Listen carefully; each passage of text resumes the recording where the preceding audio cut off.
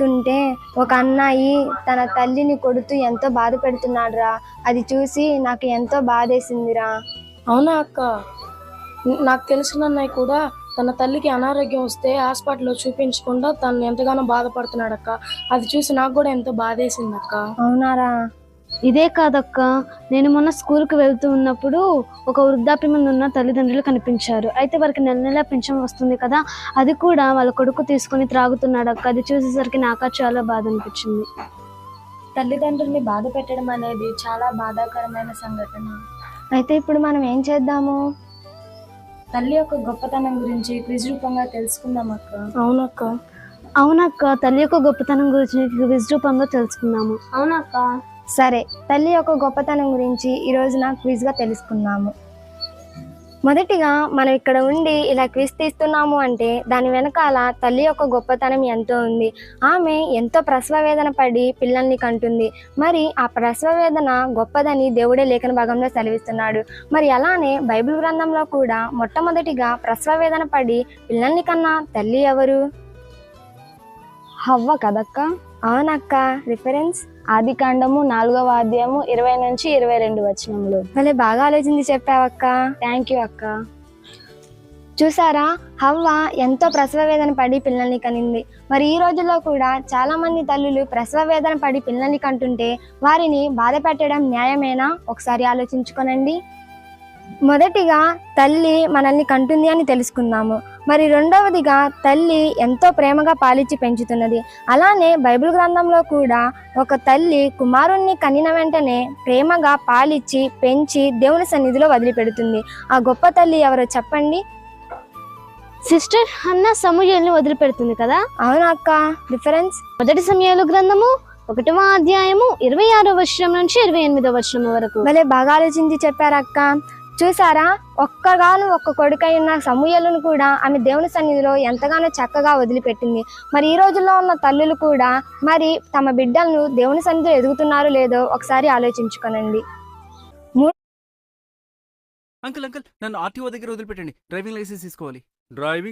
ఒకసారి ఆలోచించుకోనండి. మూడవదిగా తల్లి మనల్ని కని పాలిచ్చి పెంచినదే కాక మనకు ఏదైనా అనారోగ్యం వస్తే అనారోగ్యం బాగుపడిన దాకా మన దగ్గరే ఉంటూ మనకి కావలసినవి అందిస్తూ ఉంటుంది. మరి బైబిల్ గ్రంథంలో కూడా తన కుమార్తె బాగు కోసం తనను కుక్కపిల్లగా పోల్చుకున్న తల్లి ఎవరు చెప్పండి. అక్క చెప్పు. గ్రీసు దేశస్తురాలు కదా? అవునక్క. రిఫరెన్స్ మార్కు సువార్త 7వ అధ్యాయము 20వ వచనం నుంచి 30వ వచనం వరకు అక్క. భలే బాగా ఆలోచించి చెప్పావక్క. థ్యాంక్స్ అక్క.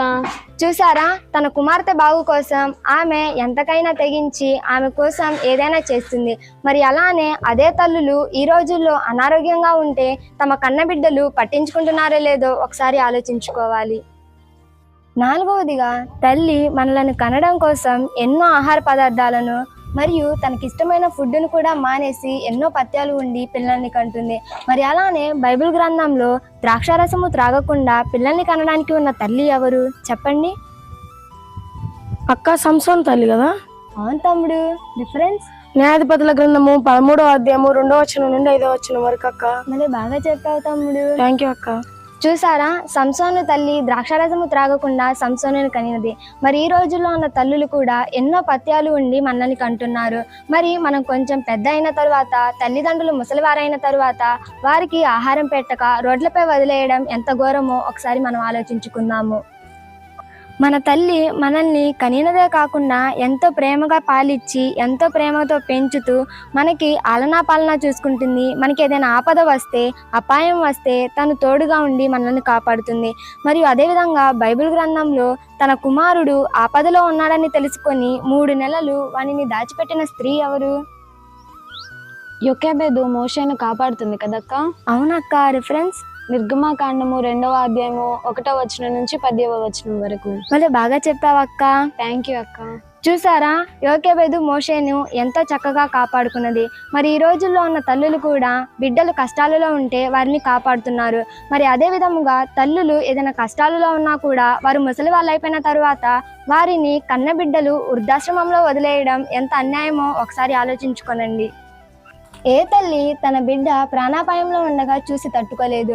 మరి అలానే బైబిల్లో దేవదూత తన బిడ్డను చంపబోతుండగా ఆ బిడ్డను కాపాడుకున్న తల్లి ఎవరు? ఆమె గురించి చెప్పండి. అక్క సిప్పోరా కదా.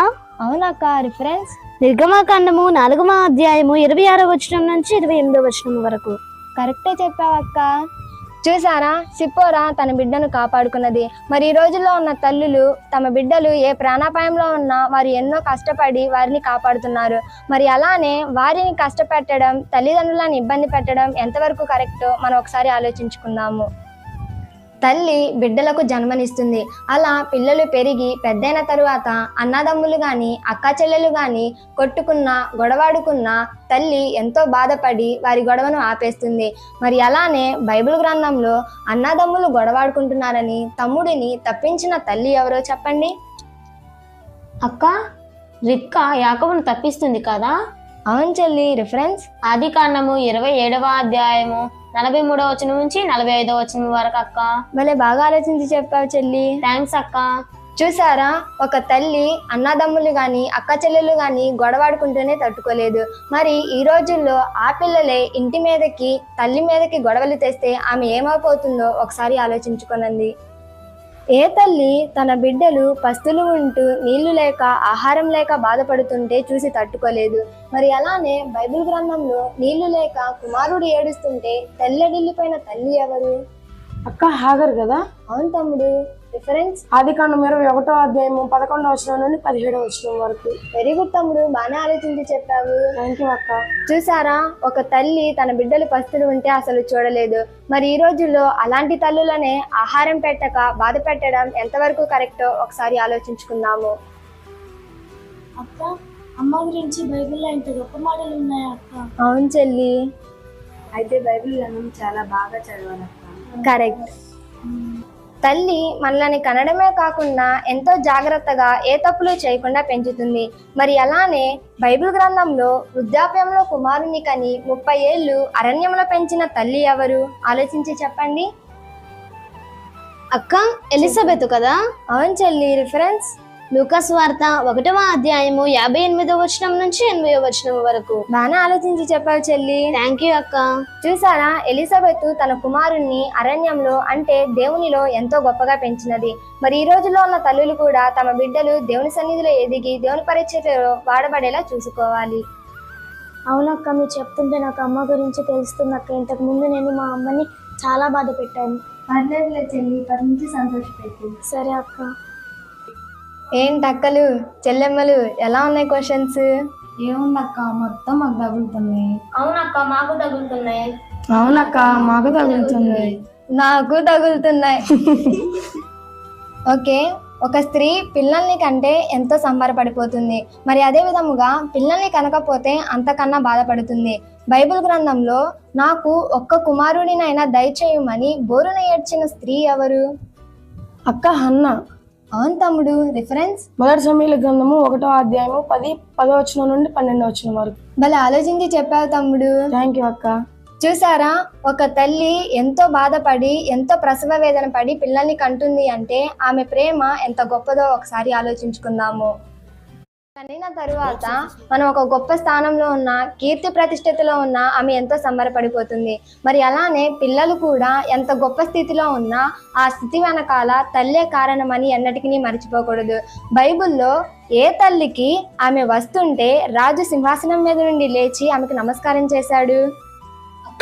సొలొమోను తన తల్లి అయిన బత్షెబాకు నమస్కారం చేస్తాడు. అవునక్క. రిఫరెన్స్ మొదటి రాజుల గ్రంథము 2వ అధ్యాయము 17 నుంచి 19 వచనములు. మరి బాగా ఆలోచించి చెప్పావక్క. Thank you. చూసారా, సొలొమోను ఎంతటి రాజైనా కూడా తన తల్లికి ఎంత గౌరవాన్ని ఇస్తున్నాడో మరి ఈ రోజుల్లో ఉన్న బిడ్డలు కూడా తాను ఎంత స్థితిలో ఉన్నా ఎంత గొప్ప స్థానంలో ఉన్నా తల్లిని గౌరవించడం ఎన్నటికీ మర్చిపోకూడదు. రాజంతటి వాడే తన కన్న తల్లి ముందు సింహాసనం మీద నుంచి లేచి నమస్కారం చేశాడు. ఏ రోజైనా మనం చేసామాక మన తల్లులకి? అస్సలు చేయలేదు. ఈ రోజు నుంచి చేద్దాం. సరే అక్క. తల్లి మనలను కనినప్పటి నుండి మనం చనిపోయేంత వరకు తన కంటికి రెప్పలా కాస్తుంది. మరి అదే విధముగా తన కన్న బిడ్డలు కూడా ఎలాంటి స్థితిలో ఉన్నను తల్లిని మర్చిపోకూడదు. మరి బైబిల్ గ్రంథంలో ఏ తల్లి కుమారుడు చనిపోతూ తన తల్లి బాధ్యతను మరొకరికి అప్పగించాడు? అక్క, చెప్పు. యేసు ప్రభు వారు అపోస్తుడైన యోహానుకు తన తల్లి అయిన మరియను అప్పగిస్తాడు కదా. భలే బాగా ఆలోచించి చెప్పావు చెల్లి. రిఫరెన్స్? యోహాను సువార్త 19వ అధ్యాయము 26, 27 వచనములు అక్క. బాగా ఆలోచించి చెప్పావు చెల్లి. థ్యాంక్స్ అక్క. చూసారా, యేసుక్రీస్తు అంతటి వారే తన తల్లి బాధ్యతను చనిపోతూ అపోస్తలుడైన యోహానుకు అప్పగించాడు. మరి ఈ రోజుల్లో ఉన్న బిడ్డలు తమ తల్లులను వదిలిపెట్టి ఇతర దేశాలకు వెళ్ళి తమ తల్లులు ఏమైపోయినా చనిపోయినా కూడా మాకు టైం లేదు, కుదరదు అని చెప్పి మరి వారు రాకుండా ఉండడం ఎంతవరకు కరెక్టో ఒకసారి ఆలోచించుకుందాము. అక్క, రేపు మనం ఏ స్థితికి వెళ్ళినా కానీ, ఏ జాబ్ చేసినా కానీ ముందుగా మనం తల్లిదండ్రుల్ని గుర్తు పెట్టుకునే వాళ్ళగా ఉండాలక్క. సరే, అందరూ గుర్తు పెట్టుకోండి. సరే అక్క. ఇప్పటి వరకు తల్లి మన కొరకు ఏమి చేసినదో, ఎంతగా మనల్ని ప్రేమించిందో బైబిల్ గ్రంథంలో నుంచి మనం తెలుసుకున్నాం కదా.